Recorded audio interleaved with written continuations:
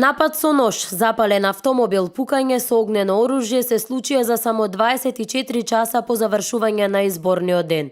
Ова е животот кој го ветуваше СДС. Хаосот и незаконието продолжуваат и по изборите. Нападот со нож врз председателот на ГРОМ Стефчо Јакимовски од страна на лица блиски до СДС е обид за политичко замолчување, кое не смее да остане неказнето. Надлежните институции треба веднаш да реагираат и да го расветлат целиот случај во најбрз можен рок. Физички напад врз политички опонент е напад врз демократијата, слободната мисла и правната држава и како таков мора да биде санкциониран. Запален автомобил на симпатизер на ВМРО ДПМН во Лисиче само неколку часа по завршувањето на изборите. А здисаноста на криминалните структури блиски до СДС по изборите не запира. Од медиумите видовме фотографии како двајца активисти на партијата се сликале со пиштоли пред штабот на партијата во Бутел.